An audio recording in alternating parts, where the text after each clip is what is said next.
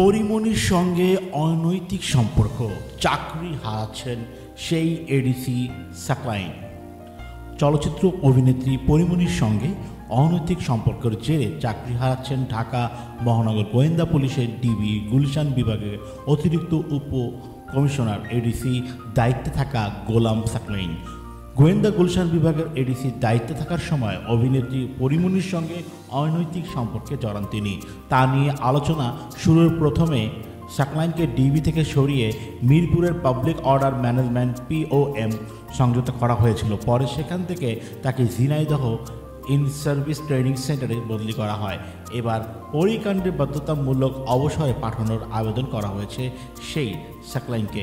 গত 13 জুন স্বরাষ্ট্র মন্ত্রণালয় শৃঙ্খলা 2 শাখা থেকে উপসচিব রোকেয়া পারভিন জুই স্বাক্ষরিত এক প্রতিবেদনে তাকে বাধ্যতামূলক অবসর প্রদান করার জন্য দরখাস্ত করা হয়। শৃঙ্খলা শাখার প্রতিবেদনে উল্লেখ করা হয়, সাকলাইন ধারাবাহিকভাবে নায়িকা পরিমণির বাসায় নিয়মিত রাত্রি যাপন করে শুরু করেন। বিভিন্ন সময় দিনে ও রাতে নায়িকা পরিমণির বাসায় সাকলাইন অবস্থান করেছেন বলে মোবাইলের ফরেন্সিক রিপোর্ট দেখে প্রমাণ পাওয়া যায়।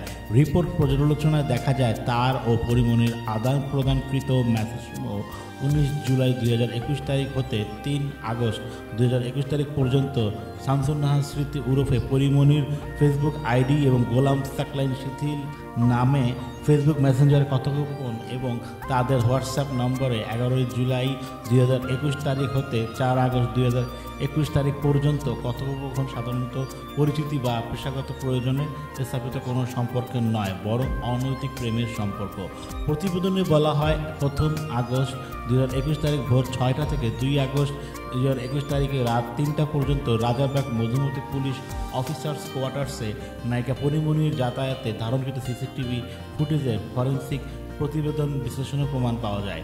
সাকলাইন বিবাহিত এবং এক সন্তানের বাবা হওয়া সত্ত্বেও পরিমণির সঙ্গে তার বিবাহ ও বহির্ভূত অনৈতিক সম্পর্ক স্থাপন, পরিমণির সঙ্গে জন্মদিন উদযাপন এবং নিজের সরকারি বাসভবনে নিজ স্ত্রীর অবর্তমানে সময় কাটানোর মতো ঘটনা বিভিন্ন প্রচার মাধ্যমে তা প্রচারিত হওয়ায় সরকারের ভাবমূর্তি ক্ষুণ্ণ হয়েছে।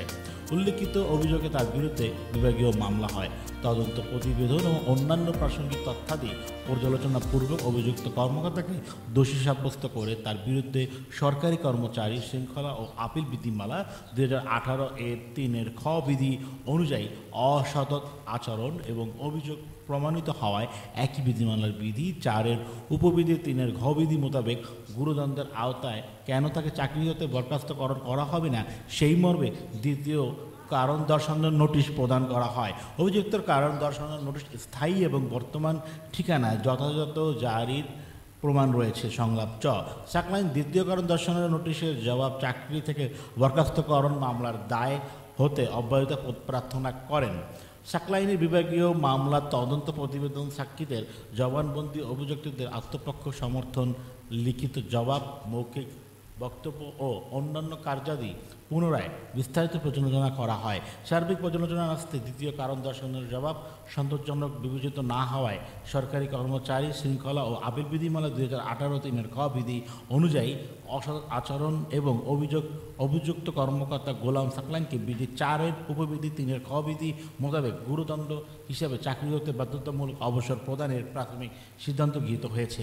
উপসচিবের আবেদনের সর্বশেষে বলা হয়, সরকারি কর্মচারী বিধিমালা 2018 3 খ বিধি অনুযায়ী অসদাচরণ ও অভিযোগ প্রমাণিত হওয়ায় একই বিধিমালা 4 এর উপবিধি 3 খ বিধি মোতাবেক গুরুদণ্ড হিসাবে চাকরি হতে বাধ্যতামূলক অবসর দণ্ডের বিষয়ে পরামর্শ প্রদানের নির্দেশক্রমে অনুরোধ করা হয়।